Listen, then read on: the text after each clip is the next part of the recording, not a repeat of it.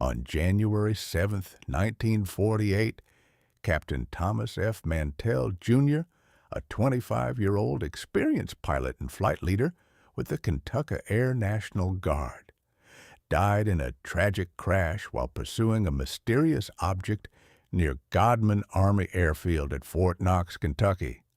This incident, one of the earliest and most publicized UFO cases in U.S. history, became a cornerstone of early UFO lore and remains controversial to this day. That afternoon, multiple witnesses at Godman Airfield, including the base commander, Colonel Guy F. Hicks, reported seeing a large, circular, metallic object hovering in the sky. It appeared bright white and seemed to be moving slowly. When the tower asked for identification, no one could explain what it was. Captain Mantell, who was already airborne leading a formation of 4 P-51 Mustang fighters on a training flight, was diverted to investigate the object. Mantell climbed rapidly toward the unidentified object, radioing that it was metallic and tremendous in size.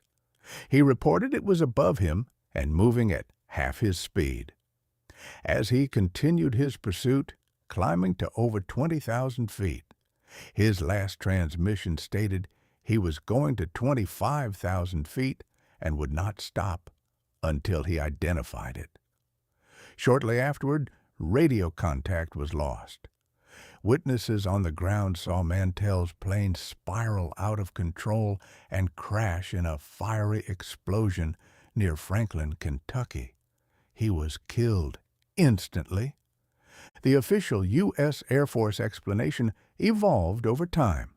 Initially, Project Sign, the predecessor to Project Blue Book, suggested Mantell had been chasing the planet Venus, which was bright that day. Later, they concluded he was pursuing a skyhook balloon, a large high-altitude research balloon used in secret military programs. The Air Force claimed Mantell blacked out due to lack of oxygen at high altitude and lost control of his aircraft. However, many aspects of the case remain disputed. Mantell was an experienced pilot who had flown combat missions in World War II.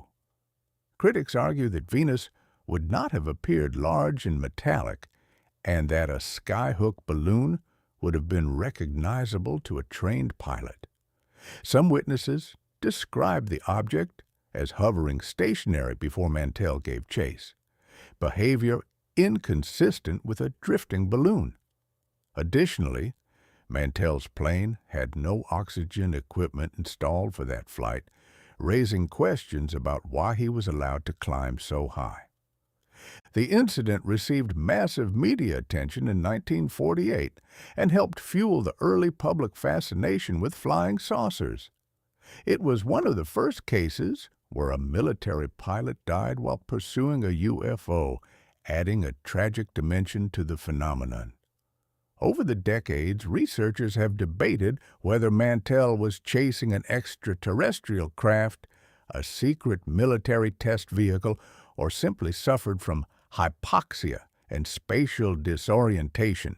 The Thomas Mantell incident is still cited today as a classic early UFO case that highlights the tension between official explanations and eyewitness testimony.